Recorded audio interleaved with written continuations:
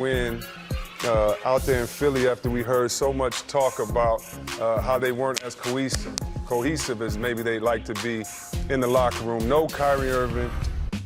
They pull out a win. And BD, when you hear the talk or maybe see the body language of the Celtics, you know that they were the favorites or one of the favorites this year. Do you believe it's something to that, or do you think once the playoffs start that we're not going to hear about that again and they're just going to get rolling? You know, it's a little different for Boston for me because they have a lot of kind of like alpha personalities. You got Morris, you got Smart, you know, you got Kyrie, you got a lot of alpha personalities. So I think for them, it's just the comment that Marquise Morris made was really about too many people are playing, right? And guys are complaining about playing time, and that's what's really messing up the team chemistry. But I thought tonight they did a good job of coming out and playing with energy and masking all that.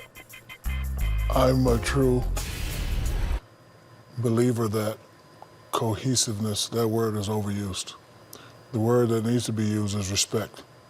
Doesn't matter if you like each other, because you guys know my situation. Yep. However, if you respect a man, you will rotate.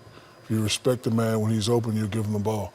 If you respect a man when he's hot, forget about you and what you can do, you got to give him the ball. As long as they respect each other and play, you don't have to like each other. You don't have to go to dinner, your families don't have to get along, your wives don't have to get along. Sure. Once you step inside that square, rectangle, whatever you want to call it, you got to respect each other. And they should just respect each other and just play. They need to have one last meeting and say, you know what, forget all this, because they're very talented. And we all know it's hard to get there and keep getting there and keep getting there. If you look at Golden State, they don't care. Steph Curry is my favorite player, the best shooter in the game. He can shoot every time, but guess what? When Clay is hot, he gets it to him. Yeah.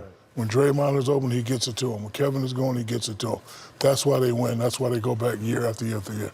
So cohesiveness and being together and liking each other, that's all a myth. You just have to respect each other. But don't you think a little bit of this has to do with the success that they had last year without their alphas? I think that's the biggest thing, because that empowers. They got to the Eastern Conference Championship without Gordon Hayward and without Kyrie Irving. And so I think that does a little bit, because the upper hand you have as an alpha is, listen, I've been here, you haven't.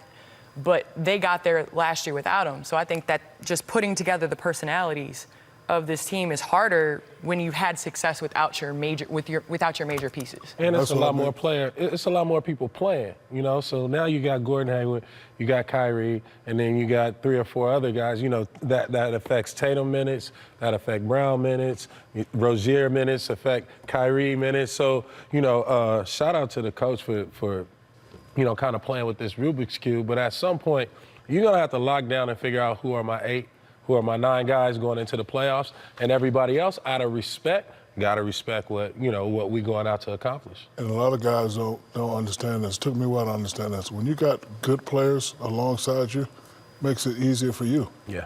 You don't have to do as much. Like if I got the best handler in the world and I got BD on the wing, I got to kick it to him because he's a shooter. Yeah. If I got C-Web in the post, I got to throw it to him. I ain't going to be trying to do all that. So sometimes a couple people on the team do too much rather than respecting the young guys. They can play. You're not going to throw it make it easier for me. You're not throwing it to me, though, Shaq?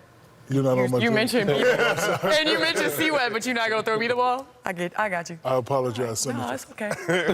Off my campaign.